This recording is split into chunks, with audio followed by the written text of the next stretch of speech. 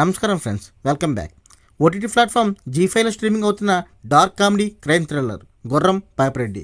నరేష్ అగస్త్య, ఫరియా అబ్దుల్లా హీరోయిన్లుగా మన హాస్య బ్రహ్మానందం గారు కీలక పాత్రలు నటించిన ఈ సినిమా ఎలా ఉంది, అసలు శవాల మార్పిడి గోలేంటి, క్లైమాక్స్ ఎలా ఉంది అన్నీ ఇప్పుడు ఈ వీడియోలో డీటెయిల్గా తెలుసుకుందాం. వీడియో స్కిప్ చేయకుండా చివరిదాకా చూడండి. ముందుగా కథ గురించి చెప్పుకోవాలంటే, ఖమ్మం జిల్లాకు చెందిన గుర్రం పాపిరెడ్డి అలియాస్ నరేష్ అగస్త్య ఎలాగైనా తొందరగా డబ్బు సంపాదించాలనుకునే టైపు. ఒకసారి బ్యాంక్ దొంగతనం చేయబోయి దారుణంగా ఫెయిల్ అవుతాడు. ఆ టైంలోనే అతనికి సౌదామణి అలియాస్ ఫరియా అబ్దుల్లా పరిచయం అవుతుంది. తను ఎర్రగడ్డ మెంటల్ హాస్పిటల్లో నర్సుగా పనిచేస్తుంది. వీరిద్దరికీ డబ్బు అవసరం ఉండడంతో ఒక భారీ ప్లాన్ వేస్తారు. అదేంటంటే, శ్రీశైలం నుండి ఒక బాడీని తీసుకొచ్చి శ్రీనగర్ కాలనీలో శ్మశాన వాటికలో ఉన్న మరో శవంతో మార్పిడి చేయడం. ఆ ప్లాన్ అమలు చేయడానికి మిలిటరీ, చిలిపి, గొయ్యి అని ముగ్గురు వ్యక్తులతో ఒక గ్యాంగ్ను ఫామ్ చేస్తారు.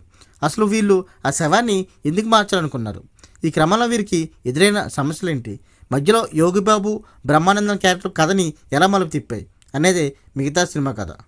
Coming to actor performance, Naresh Agastya. Papireddy పాత్రలో నరేష్ చాలా బాగా చేశాడు.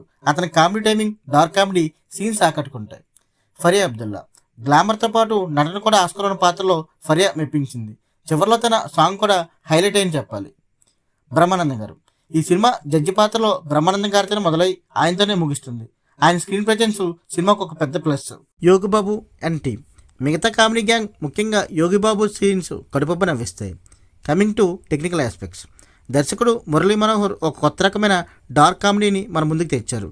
కృష్ణ సౌరభ్ ఇచ్చిన మ్యూజిక్ పర్వాలేదు, కానీ బ్యాక్గ్రౌండ్ స్కోర్ మాత్రం క్రైమ్ కామెడీ మూడ్ని బాగా ఎలివేట్ చేసింది.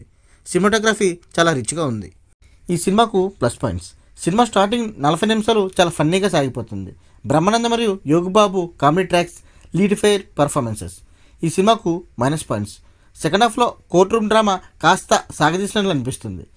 క్లైమాక్స్ ఇంకాస్త బలంగా ఉంటే బాగుండేది. కొన్ని సీన్స్ రొటీన్గా అనిపిస్తాయి. చివరిగా చెప్పాలంటే, గుర్రం పాపిరెడ్డి ఒక సరదా డార్క్ కామెడీ సినిమా. లాజిక్స్ పక్కన పెట్టి కేవలం ఎంటర్టైన్మెంట్ కోసం చూస్తే ఈ సినిమా మిమ్మల్ని ఖచ్చితంగా నవ్విస్తుంది. ఫ్యామిలీతో కలిసి హాయిగా చూడొచ్చు.